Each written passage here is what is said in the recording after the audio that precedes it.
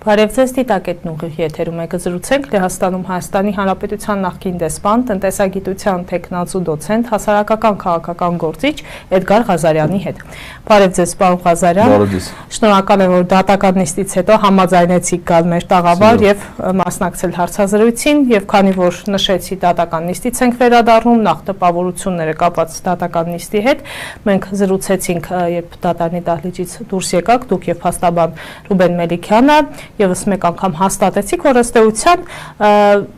կա մեղադրանք, բայց մեղադրյալ կա, բայց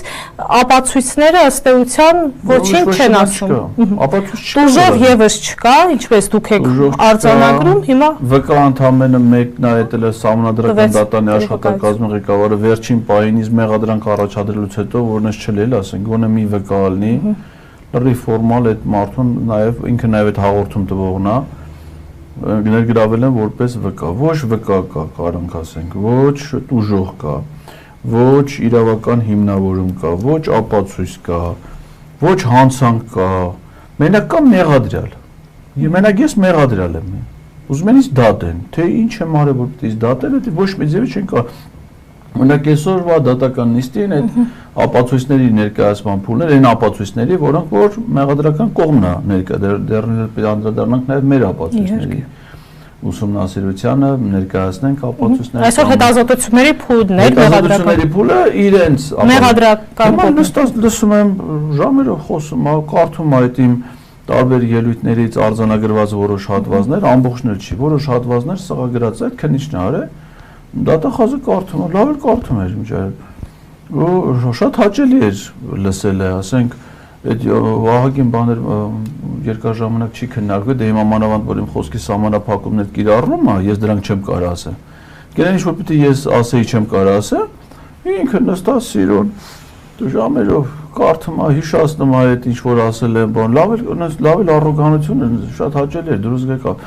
Իմ մտքերը հələ ես չէի լսել, որ ուրիշները տենց բառացի կրկնեն, դե հիմնականում տեսանյութերը մարդիկ նստում լսում են, շատ քիչ մարդ կա, որ նստում գրում է, հետո սկսում է կարդալ։ Ամենայն դեպս ես առաջին անգամ եմ տենում, որ իմ մտքերը մեկը նստի, ես սիրում, բարեխղճորեն, սղագրի,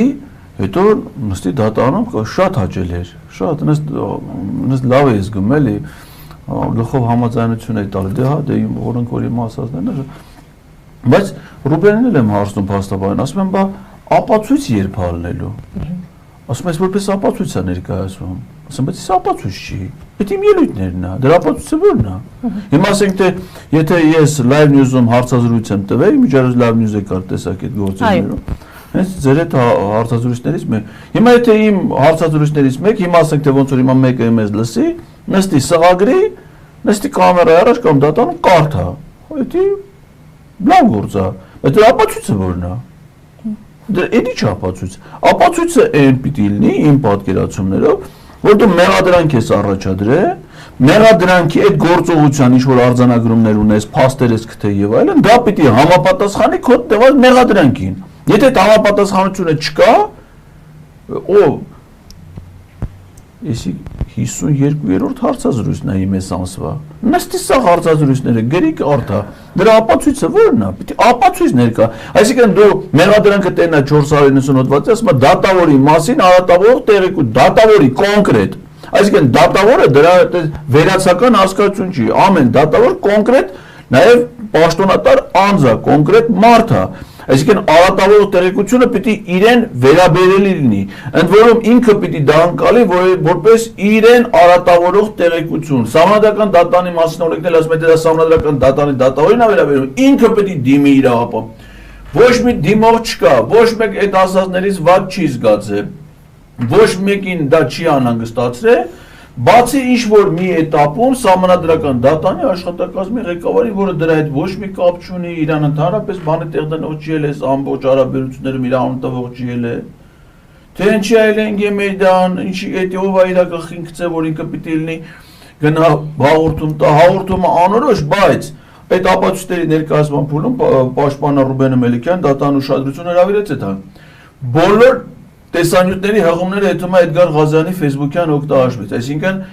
Ստացվում է որ նստել են Էդգար Ղազարյանի Facebook-յան օգտահաշիվը նայել են, ընդից վերցրել են թեկուզ Live News-ի, թեկուզ հայկական երկրորդ հեռուստաալիքի 168-ի, չգիտեմ ինչի տեսանյութեր, ու բայց բոլոր ոչ թե նայել են ենթադրենք հայկական երկրորդ հեռուստաալիքի առանձին տեսանյութ, այլ Էդգար Ղազարյանի օգտաշքեր ակնհայտ է դարձնում որ թիրախավորված է Էդգար Ղազարյանը։ Ներողություն, պարոն Ղազարյան, նախորդ դատական նիստի ժամանակ դուք բարձրաձայնեցիք այդ մասին, ես շատ լավ հիշում եմ։ Նրանք հիմնականում նշում էին Էդգար Ղազարյանի Facebook-յան օգտահաշվից։ Հիմա որպես, հա, բայց հիմա ինչ են անում։ Էլի նույն ձևով ձեր Facebook-յան օգտահաշիվ են մտնում, իբրև թե որպեսզի ցույց տան, որ ձեզ չեն թիրախավորել, նշում են ինչ որ լրատվամիջոցների անվանումներ, իբրև ուսումնասիրել են, հատուկ մտել են այդ, ոչ թե առանձին մտել են Live News-ի հրապարակումները նայել են եւ փորձում էին տպավորություն ստեղծել, որ հենց տվյալ տպավորություն ստեղծելով չի, բայց հետ այնտեղ շատ կարեւոր մի բան կա, հետա դատանը ինձ նախատեսեց, որ երբ որ բոլոր ապացույցները ներկայացվեն, նոր է հայտարարել։ Ուրեմն նոյեմբերի 1-ից սկսել են այդ վարույթը նախաձեռնել։ Նոյեմբերի 14-ին բոլոր վարույթային գործողությունները ավարտվել են, այսինքն այդ քննիչի ինտելեկտուալ զարգացման process-ը, որը դրսևորվել է իմ ելույթները բարբերաբար ամեն օր գրեթե լսելով օրը մի քանի ժամ, դա շատ լավ արժություն է։ Դա ես շատ ուրախ, այնքան անկեղծ ասած այնց բանը, ես գիտեի թե մի քանի մարդիկ կան էլի, որ իմ բոլոր հարցազրույցները բան լսում են, բայց բոլորն էլ չի, բայց ամեն դեպքում հաճելի է, որ նայում ես դնում ես քննիչ արձանագրում ես, օրինակ կարող է էլի մարդ կա լսում է իմ հարց, բայց ոչ մեկ չի նստում գրում էլի, որ ես ինչ օրը լսեցի Էդգար Ղազարյանի, ես ինչ բան է, ինքը սենց ասած բան է, հաճելի է էլի, որ սենց մարդ կա, որ դա որովհետև նոյեմբերի 14-ին դա ավարտվել է այդ իր ինտելեկտուալ զարգացման process-ը, այդ դրանից հետո ոչ մի հարցազրույց չի նայել։ Թղթերը բերել են գործը ու այդ նայելուց հետո ոչ մի հանցակաց արձանագրելով, սղագրելով այդ խոսքերը ոչ մի հանցակաց չի տեսել, չի ասել, լավ, որ սենց բան կա, ուրեմն Էդգար Ղազարյանի մեղադրանք առաջադրենք։ Միջնորդություն ներկայացնի, դա չէ, դες բան չի արել։ Միգուցե Էդգար Ղազարյանի որպես վկա կանչենք, Սահմանադրական դատանի աշխատակազմի ղեկավարին վկա կանչենք, միգուցե դատավորներին որպես տուժող ճանաչենք, որպես տուժող կանչենք, հարցաքնենք, տեսնենք իրան, ոչ մի վարույթային գործողություն չի արել, լսելուց հետո։ Թղթերը տանում տալիս է այդ հսկող դատախազին, ըստ գործի նյութերի եմ ասում, նույն պարոն Ավետյանն է։ Պարոն Ավետյանը ամբողջ գործի, այդ նույն ապացույցներին դրա վրա ոչ մի բան չի ավելացել, ծանոթանում, հա, մի քանի օր։ Դեկտեմբեր 2-ին հետա վերադարձնում քննիչին։ Ոչ ասում է, իսկ ինչ էր կատարվում, այ մարդ, մեր դատական համակարգին վարկաբեկել է դատավորներին ոչ մի բան։ Հետա վերադարձնում գործը ասում է շարունակել, ոչ հանձնարարական է տալի, ոչ մեղադրանք է առաջադրում, ոչ որոշումներ է կայացնում։ Գործը գալի մնում քննիչի մոտ 4 ամիս, ոչ մի վարույթային գործողություն, ասեք գոնե այդքան մի քանի տեսանյութ նայելա, գոնե հավեսի ինգնի, էմյուսներն է, չնայած նայած կլի։ Ուղղակի չի արձանագրել որպես արձան։ Կամ ասենք թե վերաբերելի չեն եղել։ Ինչ կանչի, չէ, ասենք որպես գոնե վկա, մինչև մեղադրանք առաջադրել, ասենք դու ես մարդ ես, մենք քո ելույթները նայել ենք, ես ես ասել, ինչ նկատի ունես, ինչով ես ապացուցում, բան, չէ՞։ Կամ շատ մարդ, ասենք իտա, որ իմ ելույթները նայում է, լսում է մի քանի հազար հոգի կամ զանգում են, գրում են Ղազարյան ջան, բա սրանցից ոնց ենք պրծնելու, բա ոնց Կարար ասել քնիչը մի հատ այդ թեմայով, չէ, զանգեր ասել քնիչը, զանգեր ասել Ղազարյան ջան, լսեցի այդ հարցազրույցները։ Բա մի հանդիպեք տենակ սրանցից ոնց եք բռնում։ Էդ էլ չի արել։ Հիշեք, որ սահմանափակում ունեք, պարոն Ղազարյան, վատան չեք ասում, բայց այնուամենայնիվ կանկարծ քնիչի իմ հարցազրույցները լսելը կարար, չէ, ոնց որ հազարավոր մարդկանց մոտ է այդ օբյեկտիվ ցանկություն արվում են։ Այ բա մենք սրանցից երբ պիտի բռնենք։ Նույնը կարար քնիչի մոտ միգուցե եղել է, բայց չի զանգել ինձ։ Որ զանգի ասի Ղազարյան ջան, մատ հանդիպեք տենակ ոնց եք անում սրանցից։ Չի ել այդպես բան։ Դե մոտ չէ, ոչան կարացում են։ Ոչ մի բան չի եղել, ոչ մի գործողություն չի արել։ Մեկ էլ անցնում մի քանի ամիս փետրվարի 21-ին Ղազարյանը դառնում մեղադրյալ։ Մի անգամից գիշերով եթում ակնիչը դատարանը նույն օրը 21-ին ձմեռ գրում է ժամը 22:37-ին հասա դատարանում մարդ չկար։ Այդպես արձանագրություն է գրում։ Այո, հետո գործինյութերում կա, հետո գրում է առավոտը, հաջորդ օր առավոտը ժամը 9-10 քանի գործերը, այսինքն ըստ իր գործինյութերից 10 խեղճ քնիչ քշեր մնացել դատարանի բակը։ Որովհետև եթե տուն գնացածներ պիտի արձանագրություն կազմեր, գնացի տուն, դուրը բացող զանգը տվի, դուրը բացող չկար, հետո տնեցի կարտնացան, եկան դուրը, էմիշները գրել է։ Նշանակում է պիտի գրեր, չէ։ Այսինքն ըստ գործի նյութերի, այդ քշերվա կեսին խեղճ քննիչը նույնիսկ չի կազմի արձանագրություն, որ ինքը գնացել նստել է մեքենայի մեջ, փեչերը միացրել է, աշկը կպել է, մի քիչ քնել է, ոչ մի դες բան չկա գործը։ Այսինքն գործի նյութերին, որ նայում ես, ինձ մեղադրանք առաջադրելու օրը Ավինյանն էլ ասում է տնից դուս մի եկեք, ավտոբուսները սաղ կանգնած, քաղաք պահալիզվել է, կրթության նախարարից ասում դպրոցներ փակ։ Այս խեղճքենիչը գնացին այս մեղսեկա մանավանդ որ իմ արդեն երկրպագուներից եմ ելույթները նայող մարդը, նաև այդպես սրտացավություն եմ էլի։ Գնացեք խեղճքենիչը մնացել դատարանի բակում, սաղ քշեր, նոր առավոտ էլ գործերը մուտք են արել։ Միանգամից իմ նկատմամբ դատարանի որոշմամբ լրացուցիչ վարչական հսկողություն, այնը բերել է ինչ է նայում ես այ մարդ ասում կարդում ասում այդ փաստաբանները բան ասում կարող է ես մեն բան արել եմ արի կոնկրետ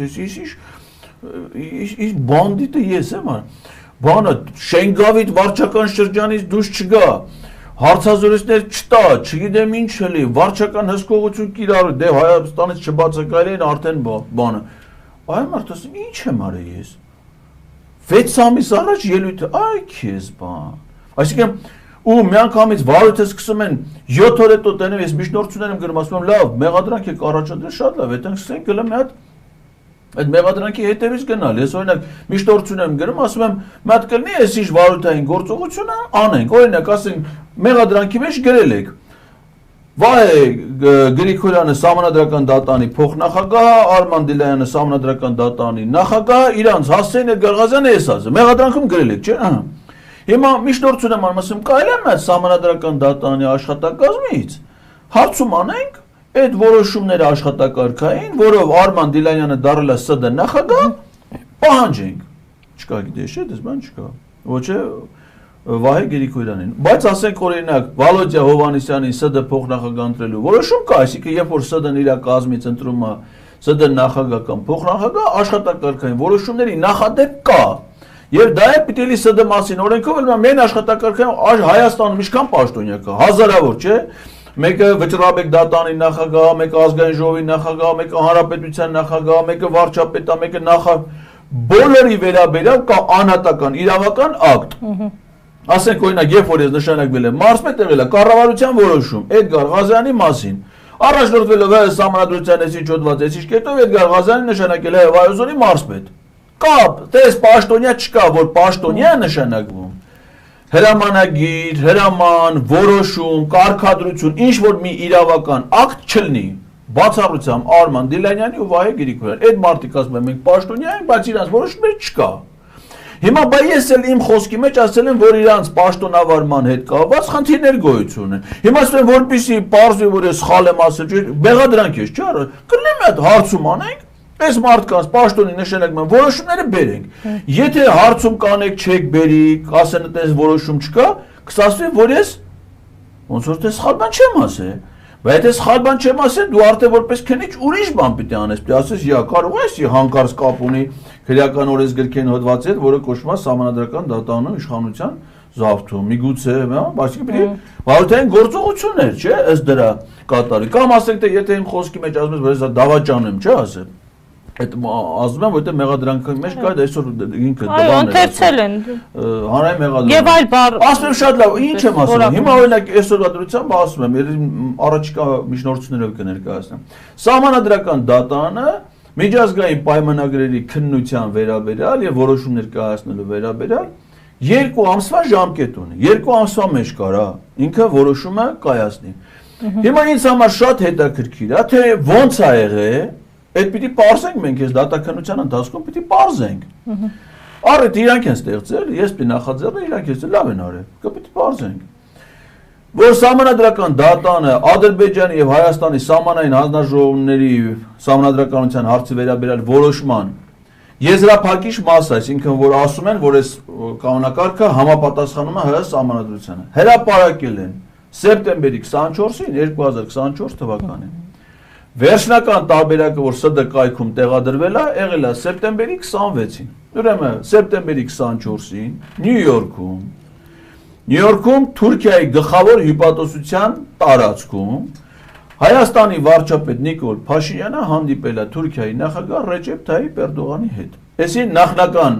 որոշման են եզրափակիչ մասի հրապարակման օրը։ ուզում եմ իմանամ այդ ինչի է այդեն զուգադիպ է։ Թե արդեն միգուցե նենց ա եղել, որ կարար արդեն Էրդողանին ասել, որ մեր մոտ Սահմանադրական դատանը sense որոշում է կայացրել։ Ամսի 26-ին, երբ որ վերջնական որոշումն են հրապարակի, այդ նույն օրը Նյու Յորքում էլի արդեն ՄԱԿ-ի կենտրոնակայանի շենքում հանդիպում են Հայաստանի արտաքին գործերի նախարար ինչ է դրա անունը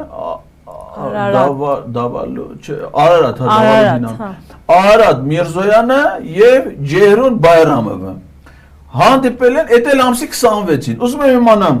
այդ երկամսյա մեծ ժամկետի մեջ այս որոշման օրերը այս ո՞նց եղավ, որ ասենց հետաքրքիր է, էլի։ Եկավ համընկավ դրա հետ։ Այսինքն մի տեսակ շատ են այդ զուգադիպությունները։ Հա, ասենք թե օրինակ Սահմանադրական այդ ես Սահմանադրական դատանում աշխատակազմի ղեկավար եմ աշխատել։ Սահմանադրական դատանում ինչքան միջազգային պայմանագիր կառավարությունը ներկայացնում է, միշտ եղել է, միշտ գործով պիտի մի դատավոր լինի զեկուցող դատավոր, որ նախապատրաստի գործը դատաքննության։ ՍԴ պատմության մեջ բոլոր միջազգային պայմանագրերով եղել ընդամենը մեկ զեկուցող դատավոր։ Այս պայմանագրին 3 զեկուցող դատավոր է նշանակվել։ Վահե Գրիգորյանը, ուրեմն Սասուն Խաչատրյանի եղբայր, չգիտեմ ինչ Խաչատուրյանը, մեկ Խաչատրյանը, այսի Խաչատուրյանը չգիտեմ ինչ է, բայց այն նախկին այդ հակակոռուպցիոն կոմիտեի ղեկավարը եղբայրն է, վերջերս է Իմիջիալոս Դարեսը դատավոր եւ Էդգար Շաթիրյան։ Ուրեմն երեքն էլ պլյուս Սեդա Սաֆարյանը արդեն Մեհեր Գրիգորյան Շահին Մուստաֆաև բանակցությունների ավարտից հետո, երբ որ արդեն պայմանավորվածությունը ձեռք են բերել, մնացել էր օգոստոսի 30-ին արդեն մեզ ցույց տվեցին ստորագրություններով այդ համաձայնագիրը, աշխականոնակարգը։ Բայց երբ որ արդեն պայմանավորվածությունը ձեռք է բերել այդ հատվածում, այսինքն պարզա որ դա պիտի վերջո գա Սահմանադրական։ Գործողում են Ամերիկայի Միացյալ Նահանգներ։ Հիմա ասենք ինձ հետաքրքիր է, էլի, այդ ով որոշեց, չէ՞։ Դե բարձա Սահմանադրական դատանում, ով որ նախագահը իրեն համարում, ինքն է որոշում, թե պատվիրակությունները ով պիտի գործողեն։ Հիմա պիտի հարցում անենք մի, հա, ինձ շատ կարևոր է իմանալ։ Փողնովա տվե այդ գործողումը, որովհետև դրանից առաջ ոնց որ թե USAID-ի ղեկավարը եւ Հայաստանում Միացյալ Նահանգների դեսպանը գնացել էին Սահմանադրական դատարան։ Այդ այցը պաշտոնական կամ աշխատանքային աճ չի, ուսումնական այ, ասենք Վահե Գրիգորյանը խո ուսանող չի, որ գնա ուսումնական այցի, փորձագետ չի։ Այդ մարդիկ բարձրաստիճան բարձր դատանի դատավորներ են, ինչ սովորեն, նրանք վաղուց պիտի արդեն սովորացել են Սահմանադրությունն ասում է դատավոր կարող լինի նա, ով որ 12 տարի արդեն դատավոր ել է, փաստաբան է եղել, չգիտեմ, դատախազ ել է իրավական ոլորտում վերջին տարիներին աշխատել է, բարձր հեղինակություն է, այսինքն իրենք արդեն այդ ամեն ինչ պիտի ունենան, չէ՞։ Խոդ իրենք չեն եկել Սահմանադրական դատան բան սովորեն։ Եկել են Սահմանադրական դատանում աշխատեն։ Այդ ինչ ուսումնական, ճանաչողական այց է, դրա փողնովա տվե։ Ինչի որոշվեց, որ այդ այցին պիտի գնան հատկապես այն դատավորները, որոնք այս գործով զեկուցող են, էլ 3-ը, ոչ թե 1-ը։ Հարց է դա, չէ՞։ Հիմա ասենք թե սրանք խո արատավորող տեղեկություններ չեն։ Հիմա իրանք որ գնացել են գործուղման, այդ մասին Սահմանադրական դատանի կայքում տեղեկություն են դրել։ Դա խո արատավորող տեղեկություն չի, չէ՞։ Հիմա ես իմացել եմ որ գնացել ենք։ Ու մեկ է նայում եմ այդ նույն մարդիկ այդ գործով դատավոր են, փողը տվել է USAID-ին, իսկ մեր օրենքով էլ Սահմանադրական դատանը, ասում է Սահմանադրական դատանի ֆինանսավորումը պիտի լինի բացառապես պետական բյուջեի միջոցներով։ Նույնիսկ Հայաստանի կառավարությունը չպիտի որոշի ՍԴ-ին փող տա թե չէ։ ՍԴ-ն իր աշխատակարգային որոշմամբ իր ծախսերի նախաշիվը հաստատում է, ուղարկում է ֆինանսների նախարարություն։ Ոնց ուղարկում է, դες դնում են բյուջեի մեջ։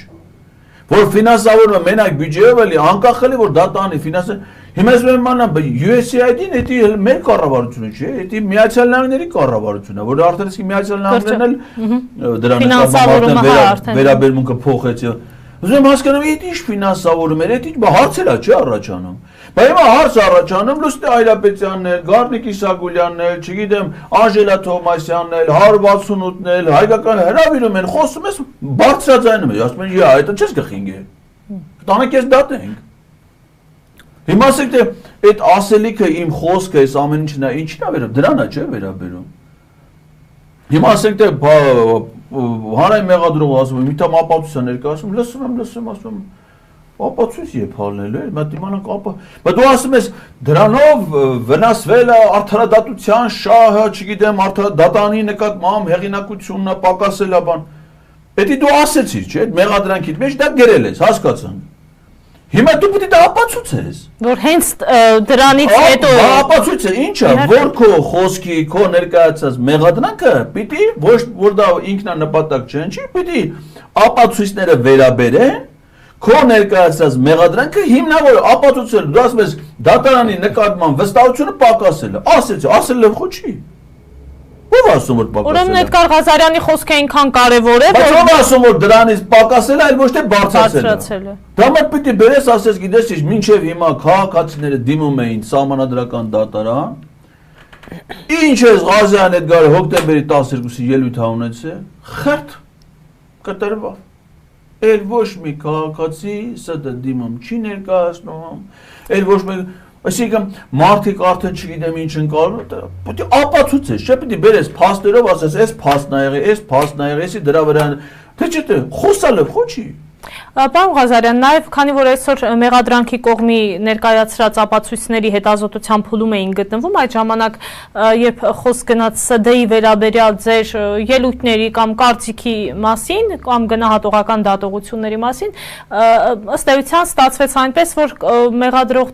հանրային մեղադրողը, եթե չեմ սխալվում, ասեց, տեսեք, Էդգար Ղազարյանը փորձում է շփոթեցնել դատարանին եւ հանրությանը, իբրև թե մինչ այդ ելույթ չի ունեցել, հա, ՍԴ-ի վերաբերյալ այդ հրապարակումից Իմ հիմնական ելույթները, որոնք մեղադրանքում կան, դա այն ժամանակ է, երբ որ ՍԴ-ն արդեն որոշումը կայացրել է։ Այո, որոշումից հետո։ Եվ ես այդ մասին հրավիրեցի դատարան, ինքը ասում է, չէ, մի հատ էլ կա,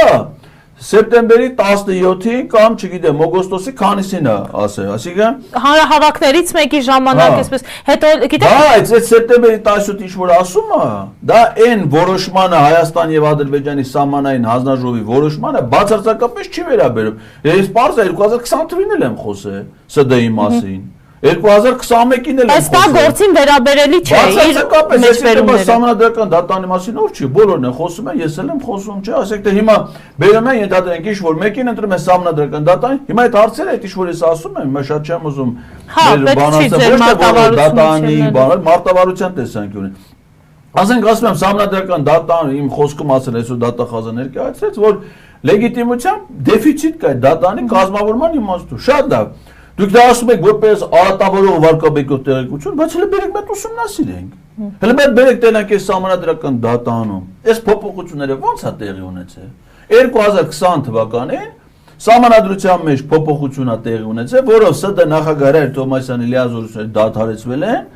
եւ 3 դատավորի լիազորություն դադարեցվել են, դրանից հետո 3 նոր դատավոր ընտրվել։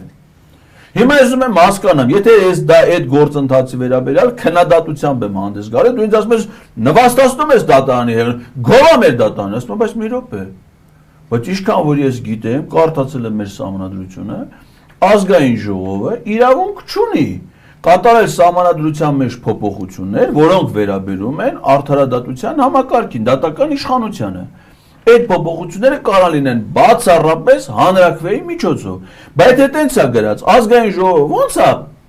փոփոխություն կատարում, որով սահմանադրական դատարանի դատավորի լիազորությունն է դադարեցում։ Սահմանադրական դատարանի մասին սահմանադրական օրենքում գրած է դատարանի դատավորների պաշտոնավորման սկզբունքներից է դատավորի անփոփոխելիությունը, մարդը նշանակվել է դատավոր, դա անփոփոխելի է։ Ո՞նց փոփոխվավ։ Ինքը իր կամքով ոչ դիմումա գրե, ոչ հրաժարական տվե, ոչ ՍԴ-նա քննության առարկա դարձրե, ոչ մի բան չի ելել։ Այդ մարդը Ֆելիքս Թոխյանը տունը նստել է, մեկ է Վահագնին, Ալեքսեյանը չեն մեկ են ֆանտոմասի նման մի հատ կա, որ հիմա կենտրոնական ընտրական հանձնաժողովի Հովակիմյան։ Դա զեկուցող, ուսանող էր այդ ժամանակ համել։ Մովսես Խորենացու համալսարանի հերրակա բակալավրիատի 3-րդ կուրսի ուսանող էր այդ պահին։ Լուրջ եք ասում, պարոն Ղազարյան։ Այո, հերրակա բակալավրիատ, այո։ Բանը դիպլոմ ունի, բայց կուրսեցի չունի։ Բանը ամենադեպս ես կարող ունի, բայց ոչ մեկ չի ասել, որ ես Վահագ Ալեքսյանից կուրսեցի։ Օրինակ Ալփի Դավոյանը, օրինակ ես ո՞նց եմ ասում, Ալփի Դավոյանի կուրսեցին եմ։ Դե թող մեկն էլ ասի, ես եղել եմ Վահագ Հովակիմյանի կուրսեցի։ Դե մեկն էլ ասել, չեմ լսել։ Հիմա այդ ուսանողը ինքը այդ սահմանադրական փոփոխությունների նախագծի հեղինակն էր։ Այն ժամանակ, երբ որ Նիկոլ Փաշինյանի որոշմամբ սահմանադրական փոփոխությունների հանձնաժողով էր ստեղծվել։ Բայց այդ նախագծի հեղինակը այդ հանձնաժողովը չէր։ Վա Գովակիմյանը բերում է Ֆելիքս Տոխյանը իր կաբինետում նստած գալիս է նստած դատավոր չես։ Հրան Նազարյանը հաջորդ օրը գալիս է սահմանադրական դատա, ես ջերմուկում եմ։ Զանգում են ասում են դատավորին չեն թողնում մտնի շենք։ Ոստիկանները, ասեմ ոչ չեն թողնում մտնի շենք։ Ասում հա ոստիկանությունը, որը պահակներն էին մեր շենքի, հանգ է ստացել, որ այդ իրեք դատավորին չթողնենք մտնի շենք։ Այդ մարդը ասում է ես դատավոր եմ, այ ոչ թե չէ։ Ես գիտեի, ասի նա կարասկի չիմանա, չէ ազգային ժողովը օրենք ընդունել, ինչ են ընդունել, ինչ են արել։ Ընտրված դատավորը կարտացել է սահմանադրական դատանի մասին, օրենքը գիտի, որ մինչև իր այսինչ տարիքը ինքը պիտի լսի դա դատավոր, այսինչ ժամկետը։ Այդ ժամկետում այդ տարիք չի եկի, ինքը երիտասարդ է, ժամկետ չի լրացել, ոչ մի բան չի փոխվել։ Գալիս է, չեն թողնում բարձել կաբինետ։ Բայց հիմա ասենք թե ես էլ աշխատակազմի ղեկավարն եմ, իմ համար վեճ է թե չէ, ես կարամ այդ մասին խոսեմ, ասում են չէ, դու ոնց որ գլխի ես ընկել ինչա կատարվել։ Ինչպես գլխի ընկել, որ սահմանադրական դատանում ես ամբողջ գործընթացը ավարտվել է սեպտեմբերի 13-ին, պատերազմը սկսել է սեպտեմբերի 27-ին։ Ինչպես գլխի ընկել։ Որ սահմանադրական դատանի 9 հոգանոց կազմից 5 հոգին արդեն սեպտեմբերի 13-ի դրությամբ պատրաստ են նոր պատերազմը սկսվավ։ Կարող է դու գլխի ես ընկել, որ այդ պատերազմից հետո պիտի համաձայնագիրը այդ համաձայնագիրը բերեին ՍԴ, քանի այդ ՍԴ-ն ձևավորված չէր, այդ պատերազմի իմաստ չուներ, պարտություններ իմաստ չուներ։ Կարող է գլխի ես ընկել։ Ուրեմն քեզ տանենք դատենք։ Այ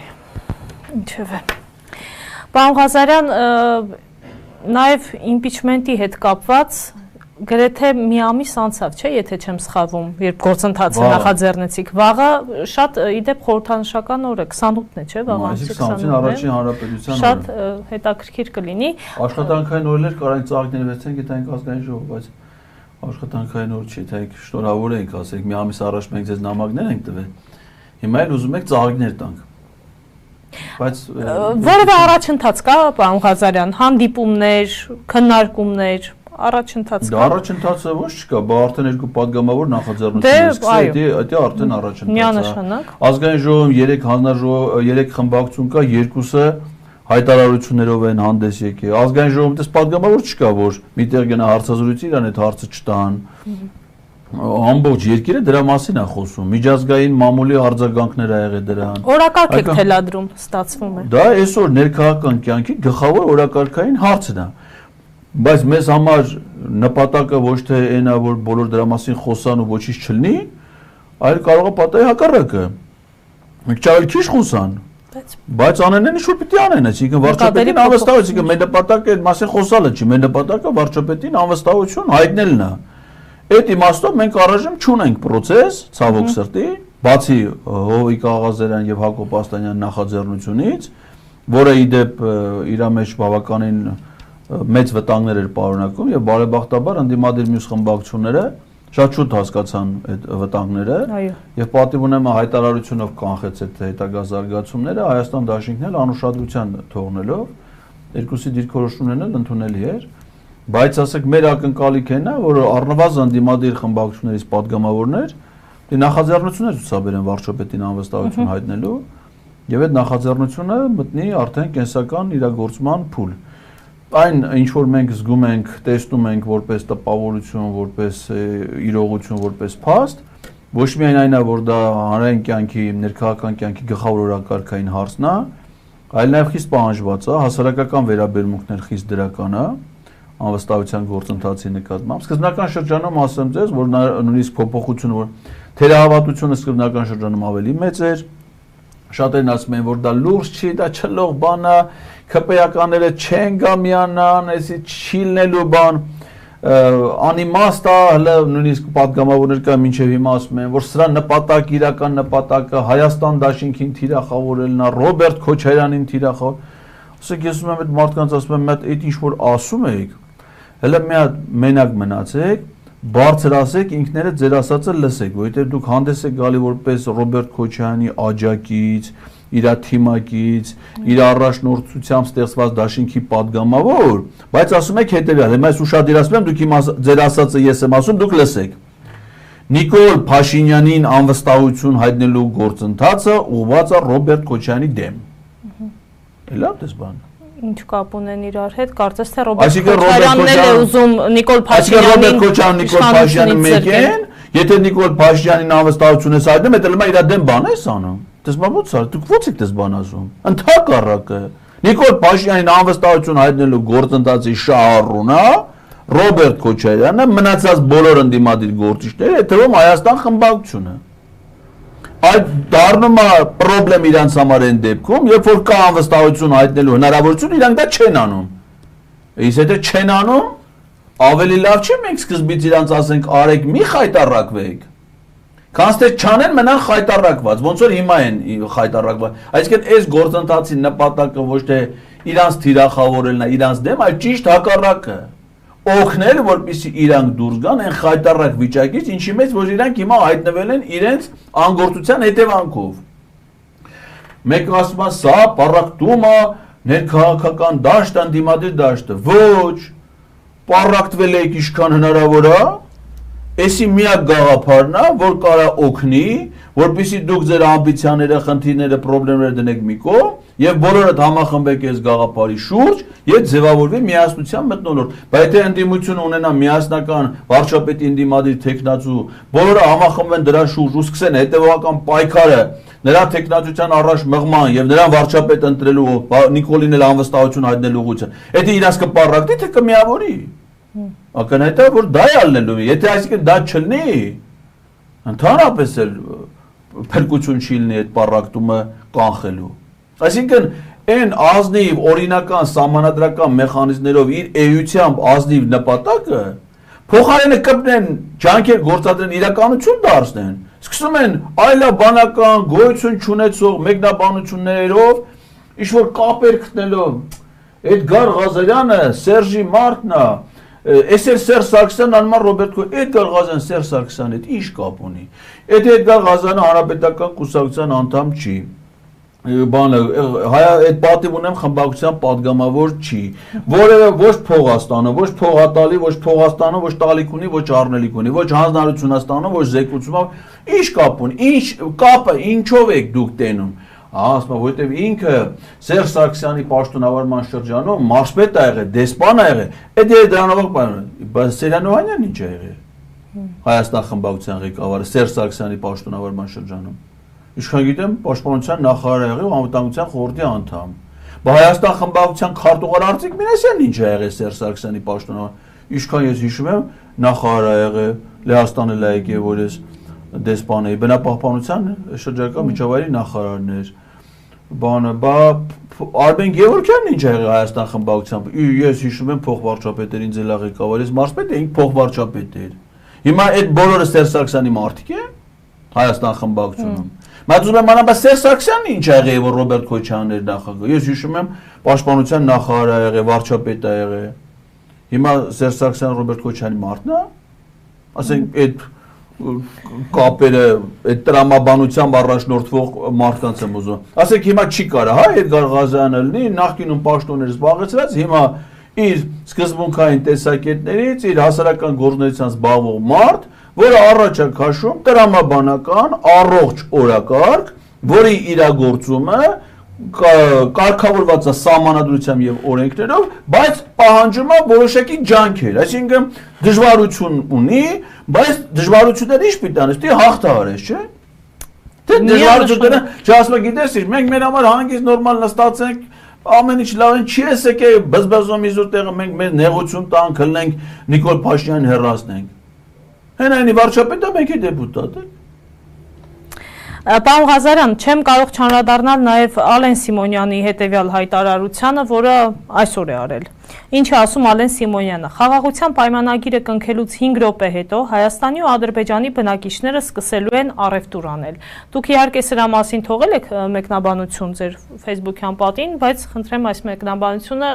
այս եթերից եւս մեկ անգամ մեկնաբանեք։ Օրինակ Ալեն Սիմոնյանը կհամաձայնվի գրառումը հենց այդ էր, որ ինչ որ մեկը 6-րդ րոպեին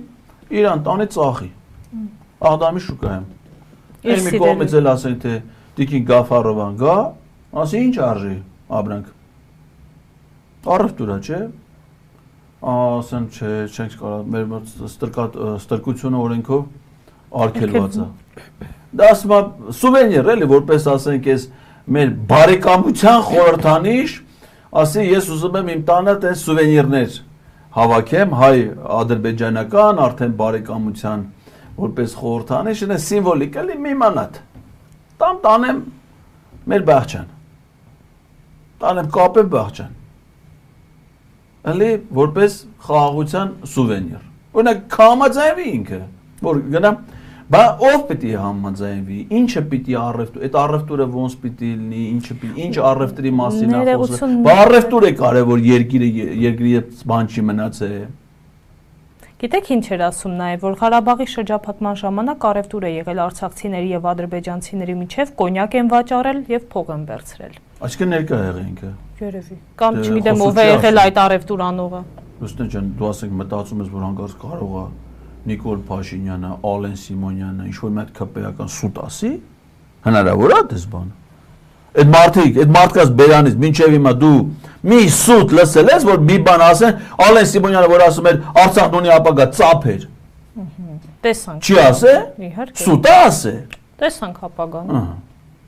Հիմա ասում է որ կոնկրետ ասում է, չէ՞ ասում օրինակ բան քաշած արախ։ Ուրիշ բան եք ասելու, հա։ Չէ կոնյակ։ Նշանակում է կոնկրետ կոնյակը շատ ծախել են, նշանակում է ինքը գինն է գիտի, ապրանքն է գիտի, քանակն է գիտի, այդ տեսած պիտի լինի։ Ապուշ չի կանգնել։ Շրջափակման ժամանակ ոնց է հայտնվել Արցախում այդ պարագայում։ Լուսինե ջան, ասիկ խորհրդարանական երկրի ազգային ժողովի նախագահը նախոտ չի կանգնի ապուշ դուրս տա։ Նշանակում է ինչ-որ բան որ ասում է, փաստարկված տեսել է, իր տեսածն ասում, չէ՞, խո կամ իրան զեկու, իրան ով ինքը չի կարա զեկուց, ով պիտի իրան զեկուց, ինքը տենց պատգամավորները խո իր ենթակը չեն պատգամավորները որ նշանակում է տեսել է, ականատես է եղել, իր տեսածն ասում։ Սուտ չի, այդ հերքում ենք որ ինքը կարա սուտ ասի, հերքում ենք որ ինքը կարա ապուշ դուս տա։ Ճիշտ է։ Ուրեմն ճշմարիտ։ Հիմա իր տեսածն ասը, բա եթե 23 թվին Արցախ եղել է շրջափակման մեջ Հայաստանից ոչ մի բան չէին կարում տանեին, գնալ Հակարի կամուրջը փակվել էր, Հայաստանից նույնիսկ իրանց բեռները, որ պարենային օգնությունը Էդմոն Մարուկյանը դրին դեմը, գնացին չանցան, չեն անցել։ Դες վիդեոները ցույց տվեմ, մարդասիրական օգնությունը հասավ Արտաշատն անցավ։ Մարդասիրական օգնության մեքենաները անցան Երասխով, գնացին։ Արենիով հասան Եղեգնաձոր վայք Հասել Գորիսի մատույցներում են արդեն հասան Հակարի կամուրջ, Էդմոն Մարուկյանը հետները կանգնան ընդդեմ, առաջ չգնացին։ Այդ նշանակում է, եթե մի մեշոկ ալուր չի գնացել, ձետ չի գնացել, բրինջ չի գնացել, Ալեն Սիմոնյանը չի գնացել։ Ինչ տարբերություն։ Եթե հնարավոր չի, ոչ մեկին հնարավոր չի։ Բայց եթե ինքը այս կողմից չի գնացել, բայց ականատես է եղել, ընդ ուրեմն մի վերսիա գոյություն ունի, որ ինքը թուրքերի կողմից է եղել։ Այսինքն ինքը կարող է զանգել Տիկին Գաֆարովային, իր մոտ են դե հետո ահագինը մորը նման նկատել եք Գաֆա, ոնց որ մորքուրն էլի, ես ասել եմ, դա շատ նման է։ Բանը Տիկին Գաֆարովային զանգել է, բա ուզում եմ էթա մեկ շապրանք կա, ասենք, ծախելու, առնելու բան, ես էլ Աղդամցի եմ, ինքը ասել է, չէ, որ ինքը Աղդամն իր հայրենիքն է։ Ինքը Պապիկյանը Աղդամի Աղդամցի է։ Աղդամում հայր չեն եղել։ Հա։ Այդ հատվածում Արցախի հայրը այլ բնակավայրերում են ապրել։ Աղդամ չի ելի հայ։ Այնտեղ մենակ թուրքերով բնակեցված բան։ Ինքն ասում է իր հայրենիքն է։ Այստեղ ազգային պատկանելիության հարցը այդքան կարևոր չի։ Կարող հայել էր, բայց դա կարևորը իր աղդամցի։ Հիմա նշանակում է ինքը ադրբեջանական կողմից գնացել է Աղդամ, 23 թվին արդեն Աղդամը օկուպացված էր, ոչ թե օկուպացված էր, Նիկոլ Փաշինյանը ազդել է Աղդամը ադրբեջանցիները զենքով չեն զավթել, իրանց գրությունը։ Գնացել է այնտեղ առևտուրարի եկել է։ Էտա, այսօրվա իր այդ հայտարարությունը դրա մասին է, կամ ինքը առևտուր չի արել, կանգնել է, տեսել է, թե ոնց են առևտուր անում ու որպես ականատես արձանագրել է այսօր դրա մասին ասում է։ Հակառակը պիտի ես չեմ հավատում, որ նա սուտ կասի կամ ապուշ դուս կտա։ Ես չեմ հավատում։ Շատ լավ, պարոն Ղազարյան, այսքանով առաջարկում եմ ավարտենք մեր ուղիղ եթերը, շնորհակալ եմ հարցազրույցին մասնակցելու համար եւ շնորհակալ եմ հետաքրքիր վերլուծության համար։ Զրուցում էինք Լեհաստանում Հայաստանի Հանրապետության նախկին դեսպան, տնտեսագիտության թեկնածու դոցենտ, հասարակական քաղաքական գործիչ Էդգար Ղազարյանի հետ։ Այսպիսին էր դիտակետը, կհանդիպենք։